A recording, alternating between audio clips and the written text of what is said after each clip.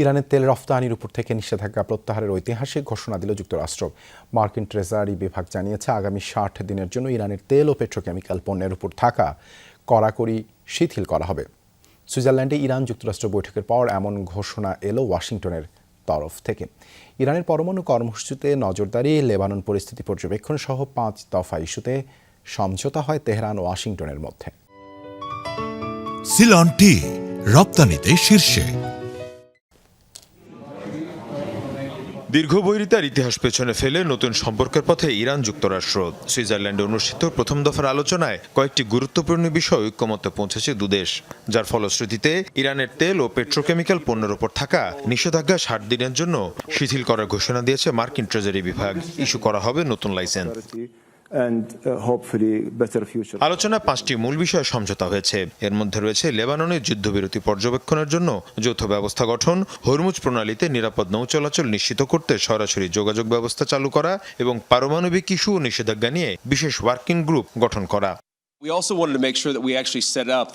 Iran আন্তর্জাতিক পরমাণু শক্তি সংস্থার পরিদর্শকদের আবার তাদের দেশে আমন্ত্রণ জানাতে সম্মত হয়েছে।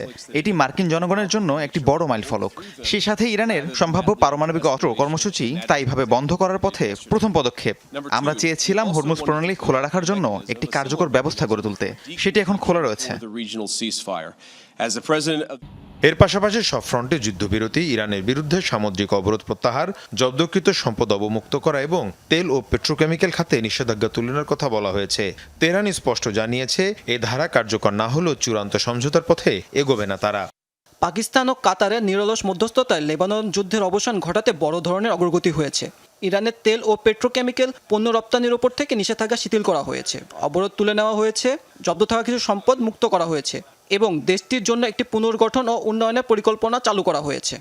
শান্তি সমঝোতার প্রতিশ্রুতিগুলো বাস্তবায়নে এখন শুরু হবে কারিগরি ও রাজনৈতিক পর্যায়ের আলোচনা। নতুন রোডম্যাপে গুরুত্ব পাচ্ছে আঞ্চলিক নিরাপত্তা। আলহামদুলিল্লাহ, বৈঠক সফলভাবে সম্পন্ন হয়েছে। আগামী 60 দিনের মধ্যে একটি চূড়ান্ত চুক্তির লক্ষ্যে রোডম্যাপে সম্মত হয়েছে সবগুলো পক্ষ।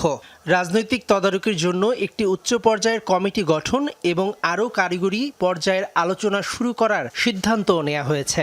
দশকের পর দশক ধরে চলা উত্তেজনার পর এই সমঝোতাকে মধ্যপ্রাচ্যের কূটনৈতিক অঙ্গনে বড় অগ্রগতি হিসেবে দেখা হচ্ছে।